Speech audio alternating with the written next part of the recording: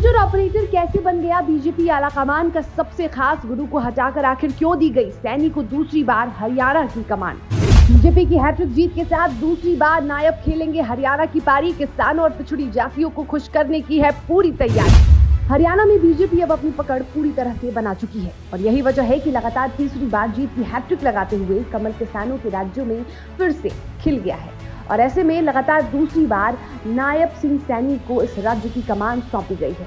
लेकिन आखिर ऐसा क्या हुआ था कि रातों रात बीजेपी ने मनोहर लाल खट्टर की कुर्सी छीनकर उनके ही शिष्य नायब सैनी को ये कुर्सी दे दी।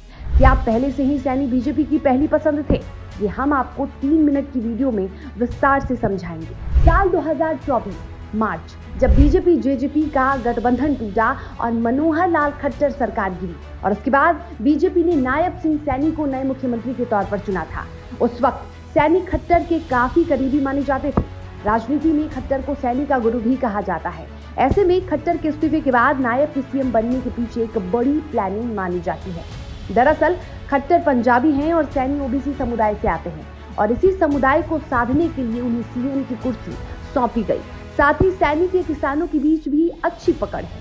वहीं दूसरी तरफ किसान बीजेपी से नाराज चल रहे थे, जिसको लेकर बीजेपी ने ये दांव चला और इससे पार्टी को फायदा भी हुआ। माना यह भी जा रहा था कि नायब मनोहर लाल के डमी के रूप में काम करेंगे। अब बात करते हैं नायब सैनी के सियासी करियर के बारे में कि आखिर किस तरह से नायब सैनी हरियाणा की कुर्सी तक पहुंचे थे।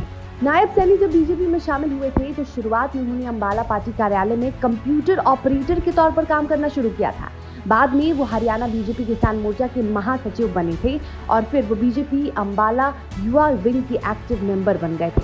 उन्हें पहचान दिलाने का सबसे अधिक श्रेय मनोहर लाल खट्टर को ही जाता है। साल 2015 से 2019 तक वो हरियाणा सरकार में राज्य मंत्री के रूप में सेवाएं दे चुके हैं। इसके बाद साल 2014 से 2019 तक वो अंबाला जिले के नारायणगढ़ से विधायक भी रहे हैं।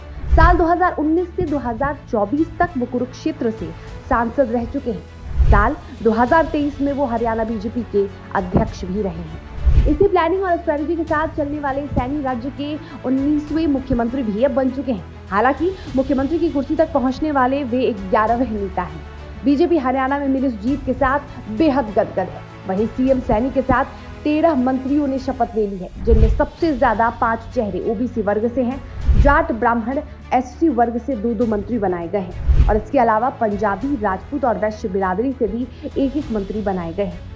नए बनाए गए मंत्रियों में अनिल विज, कृष्णलाल पवार, राव नरबीर, महिपाल ठांडा, विपुल गोयल और कृष्ण बेदी पहले मंत्री रह चुके हैं और इसके अलावा रणबीर गंगवा पिछली बीजेपी सरकार में डिप्टी स्पीकर थे। नए चेहरों में अरविंद शर्मा, श्याम सिंह राणा, आरती राव, श्रुति चौधरी और गौरव गौतम पहली बार मंत्री बने हैं।